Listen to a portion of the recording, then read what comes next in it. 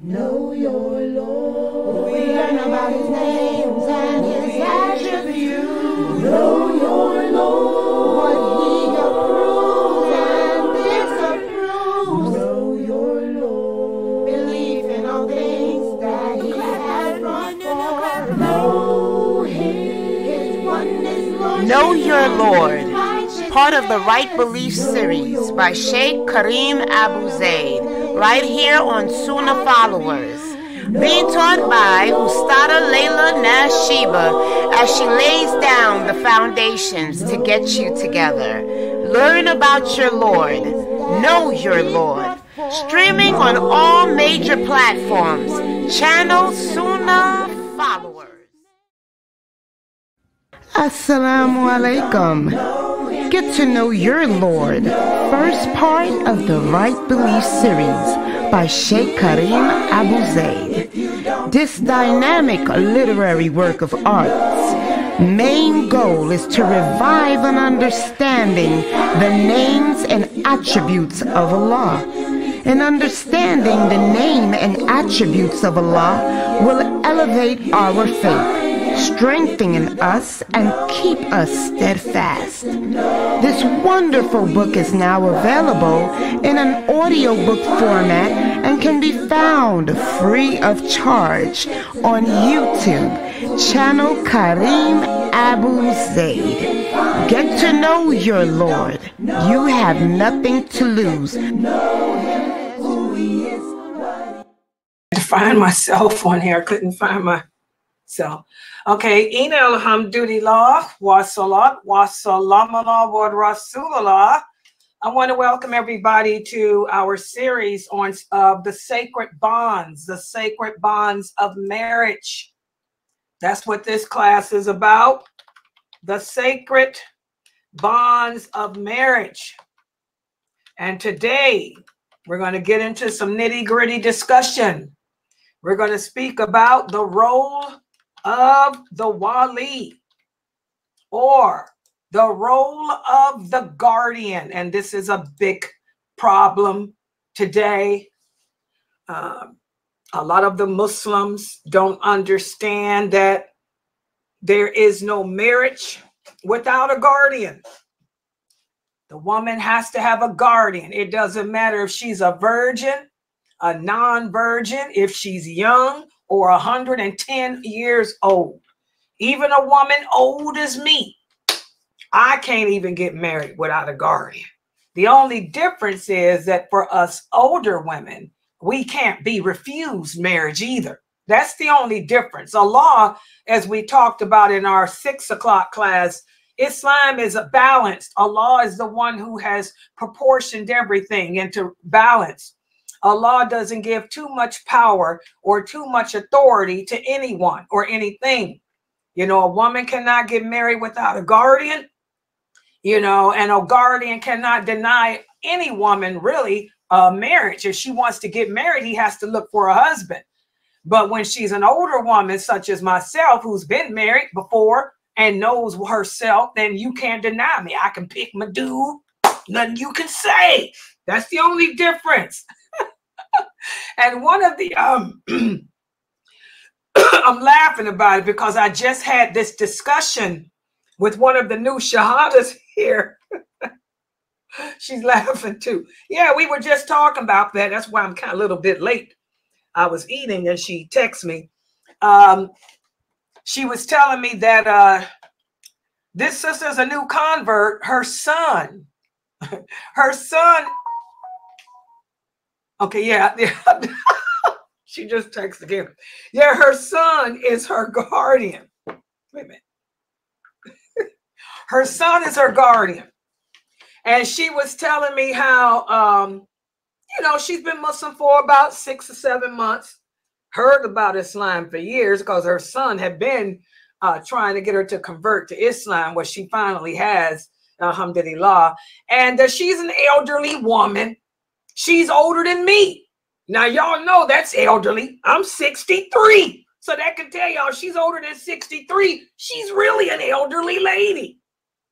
So here she is. She says she's got great grandkids. This woman has been married She has 6 children.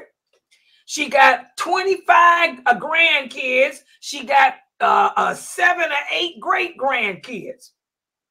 And she said that one of the brothers at the mosque wants to marry her. And she said, he's a nice gentleman. She said because she went to school with him. She knows this guy from back when she was young. You know, she's older than me. She's older than 63. But she said she went to high school with this gentleman at the mosque.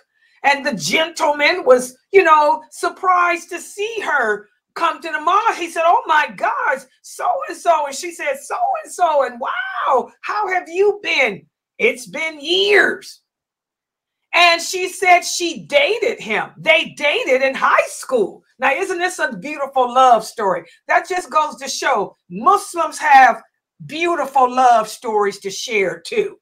Even though we don't touch and get intimate, we have love stories too.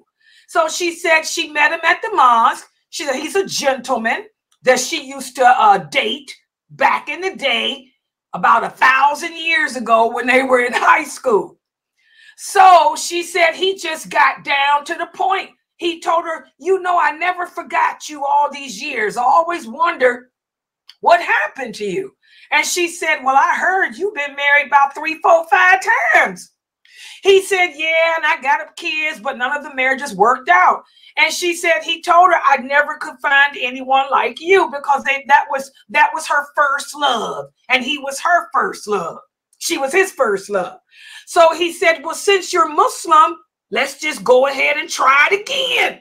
She said he just said it right there in the parking lot. She said they were standing in the parking lot of the mosque, hadn't seen each other in about over 50 years. And over 50 years. And he said, well, it's been 50 years. He said, but it seems like just yesterday. He said, both of us are single. Both of us don't have much time left on this earth. He said, why don't we get together? Ain't it kind of cute? So she said, okay. She said, let me get my son. You know, my son's my guardian. She said, my last husband passed away about 10 years ago. And he said, yeah, I lost my old Sally too. You know, they catching up on the times. So she said she went home after the Juma prayer. And her son came in and she said, Ibn, I want to get married. She said, I guess who I met? I met so-and-so. I haven't seen him in over 50 years. He was my first love. I was his first love. And he wants us to get married. We want to get married like next week because it seems like just yesterday. Beautiful story. She said her son looked at her and said, no. I said, what? She said, do you know that critter? She called her son a critter. She said, do you know that critter had the nerve to tell me no, that I was too old to get married? I said, what? She said, so I looked that critter in the eye and I told him, Ibn, either you get me married to this brother tomorrow, or I'm going to call Sister Layla. She said she don't think he's going to call me like I'm going to do something. She said as soon as she told him that, he said, oh, okay, let's go talk to the imam. So she said that they went to the mosque. That was yesterday, Saturday. They went to the mosque. The imam thought it was a beautiful little love story. He said, yes, I'll be happy to marry you guys. So her and her first love, they get married next week. But she said her son had the nerve to tell her no at first. And that's the difference, guys. And so she asked me, she said, Sister Layla, if he hadn't agreed to do it, what would have been my option? And I told her, you are almost 100 years old. Had he not married you, I said the procedure would have been for you to go to the imam and tell the imam that you and Brother Maine want to get married and your son is denying it. I said, and the imam would have called your son to the carpet and he would have talked to your son and asked your son what was his reason, and he would have explained to your son that your son doesn't have that authority, that either your son marry you or the imam would do it. So she said, okay, that's good to know, because she said, I thought if I hadn't mentioned your name, he wasn't going to let me get married. That's a shame. But that's the difference, guys. We have to have a guardian. But Allah doesn't put too much power, too much control on anyone. So that's the difference with an elderly woman, a woman that's been married before. She knows herself better, and a man, her guardian can't refuse her. Not like that. Because this is a woman that's been married. She didn't have kids. She knows herself. She knows, been around the block. She knows about life. Everything comes with, conditions. So today, let me put the PowerPoint up on the screen. We're going to go over the role of the guardian. Oh, yeah, the sister's typing me, asking me, girl, please. I wish somebody would tell me no. I got Dr. Ibrahim Duramali would be the one handling my weddings if any of my family got crazy like that. Or Sheikh Morsi. Okay, here we go. Today we're going to be covering chapter 13 of the book. This book is called Sacred Bonds. It's written by one of my students, Brother Abdullah Kirk. He wrote this book, and I'm so proud of him too. And today we're going to be going over chapter 13 of the book. We're going to cover the entire chapter. But let me warn you guys, I didn't have a chance because I had to eat dinner and all that, and I wanted to enjoy my food. So I did the PowerPoint, but I didn't get a chance to, oh, wait a minute. I see it. They said I'm not live on, there it is. I turned it on. Now I'm live on Instagram, inshallah. It should be live, So alhamdulillah, inshallah, guys, I didn't get a chance to proofread over it, but I'll make any corrections if I need to. But we're going to be covering the role of the guardian.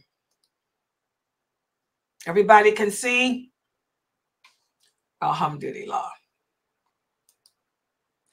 Now, the role of the guardian, or the Wali as it's used in Islam, in a woman's life is very important because, again, our Prophet Sallallahu Alaihi Wasallam said in an authentic hadith, any woman married without, well, this is a different hadith, but I'm going to go over this one too. And there's one hadith in Sahih Bukhari where the Prophet Sallallahu Alaihi Wasallam said, there is no marriage. There is no marriage. There is no marriage without a guardian for the woman. That hadith is in Sahih Bukhari. And here's another one. This is Tirmidhi, where the Prophet Sallallahu Alaihi Wasallam said, whichever woman married without the permission of her guardian, her marriage is invalid, invalid, invalid. So you learn two things from these two hadiths. Number one, you learn that having a guardian for the woman is a condition of the marriage. And also you learn that, secondly, the woman cannot get married unless her guardian approves of it. If he doesn't, then the marriage is still invalid. So the guardian's permission and the guardian himself, these are conditions of a valid marriage contract. And also, we have this verse of the Quran that speaks about the role of the guardian. The role of the guardian is to assure that the woman that's being married, her rights are guarded and protected, and that she's not marrying beneath her, nor is she marrying too far above her. Listen to what the Allah says in the interpretation of the meaning. Do not marry polytheist women until they believe, because a believing slave woman is better than a free polytheist, even if she may be pleasing to the eye. And do not marry your women to polytheistic men until they believe. That shows that a Muslim woman cannot marry a kafir. So you Muslim women that are still shacking up, I repeat, because that's all you are, shacking up. I repeat, you're shacking up with these kafir men that you call your husbands.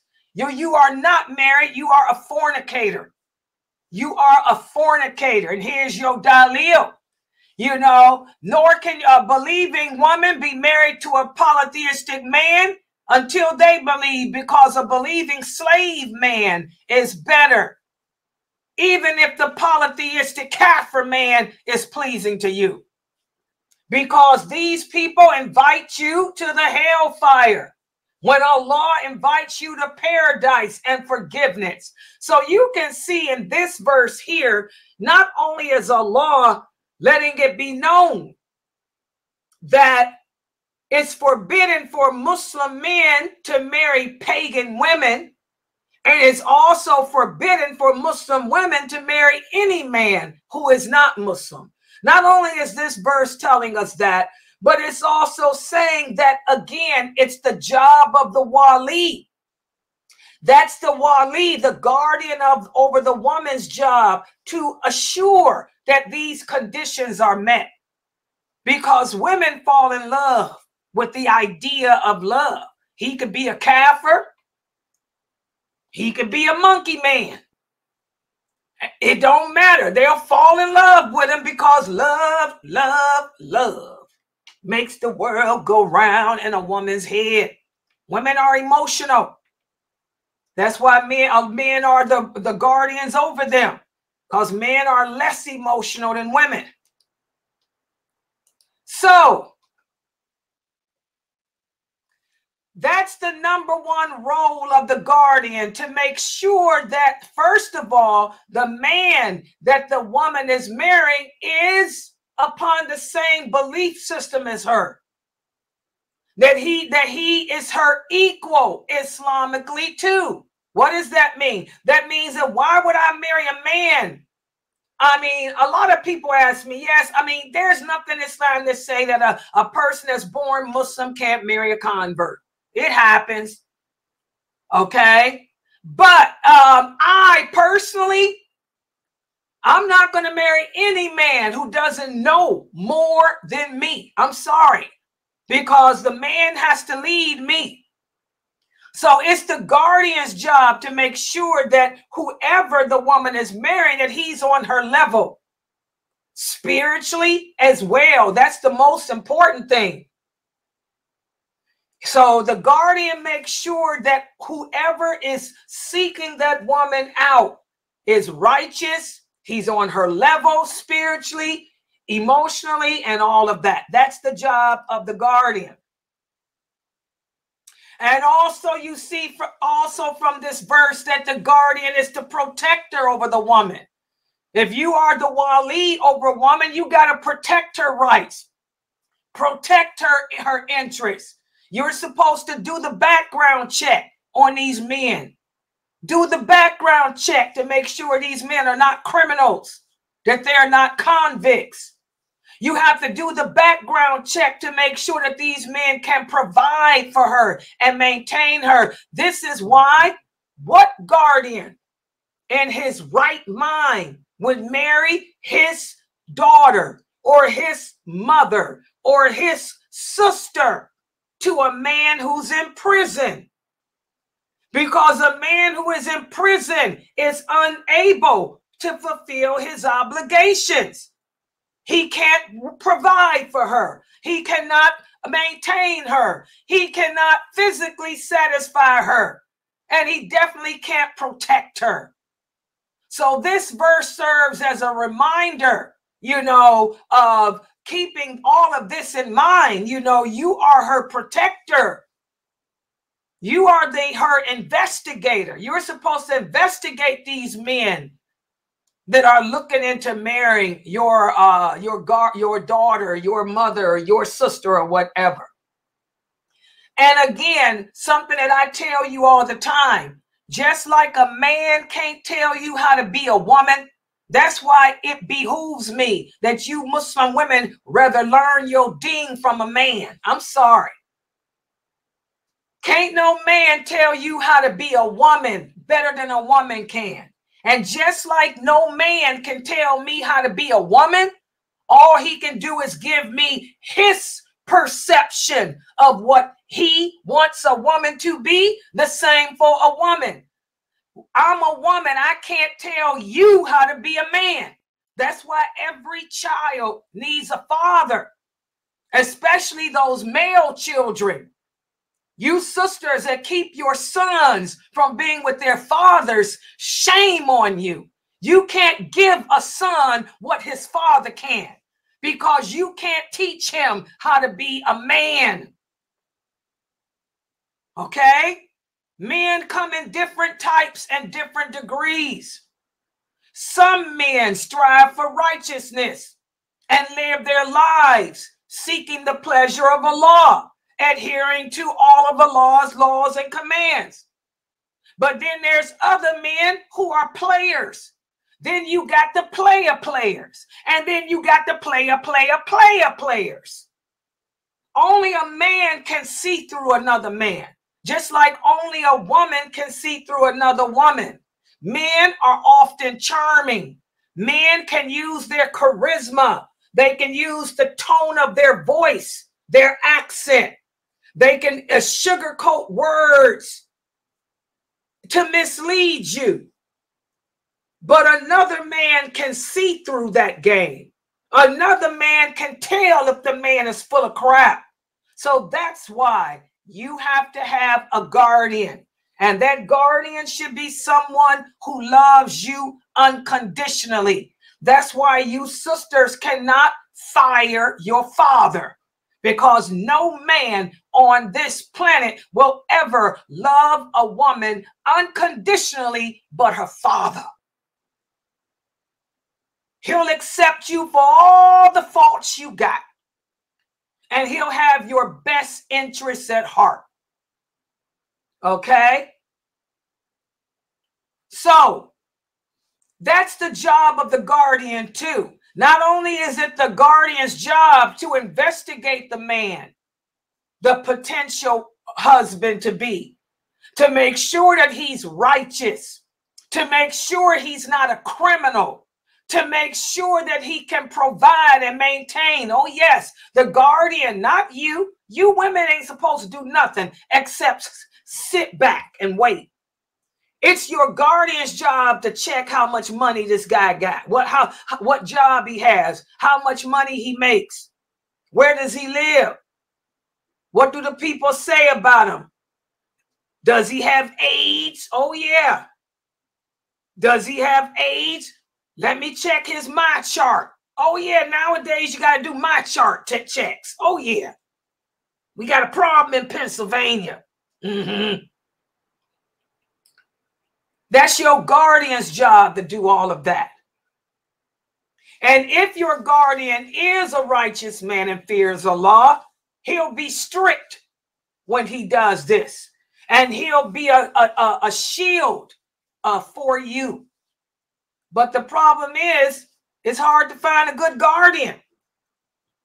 Unless it's your father or your brother or your son. We got a problem with new converts, women who convert to Islam. They don't have good guardians. They don't have people who know them and care about them. So they end up becoming a victim. So, in order for the guardian to do his job, he has to be someone that you, the woman, will trust. Your father is going to do his job, whether you like it or not. Your father going to probably do it too well. Your son, your brother, they're going to do their job. Your uncle, they're going to do their job. You have to trust their judgment, even if they may seem too strict or too severe. Trust them because they know the games that a man can play. Okay? Listen to your guardian carefully. Take all of his advice to heart. And if you do that, he can point out things that you wouldn't even recognize or see. And not only is his advice to be taken with the man, but also even with the dowry.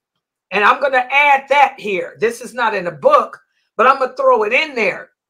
The woman should listen to her guardian about that dowry, because we got some women that's so desperate to get married, they'll ask for nothing as a dowry. And then we have other women who are so arrogant, they'll ask for $10,000, $15,000, $20,000 for a dowry. Your guardian, you should sit with him and work it out with him, something that's feasible and reasonable. Because again, we never know if the marriage is going to work out. And in order to buy your freedom from that marriage, you're going to have to pay that dowry back. So you don't want your dowry to be too high where you stuck in a marriage, like a lot of these Arabic women I know are. A lot of these Arabic women that I know are being abused. They're in abusive marriages and they can't get out because they ain't got no way to buy themselves out. Okay? And you don't want to be like a lot of the African American women, so desperate to get married that you say, give me a book. Just buy me a hadith book, or a prayer rug. No. Seek the balance. Seek the middle course. You want it to be reasonable, not too high where you can't get out, and not too low where the man looks at you as a joke. So you and your guardian can sit down and work out the dowry together as well. And also a few other important points. We women have to understand, just like every woman is different, every man is different too. Men can play games just like women can too. You can't take anybody at word value or face value. Like the prophet said, intentions lie in the heart and they manifest through your actions. A man can lead you on and keep you hanging and hanging for years. That's why you need your guardian involved. Because in Islam, there is no dating, no courting. It shouldn't be years. The marriages are done quickly so as to avoid sinfulness. And just like marriage is easy in Islam, divorce is just as easy too. Okay? That's why that dowry shouldn't be too high. All right? Also, men are charming. Okay? They can't deceive a man, but they can deceive you.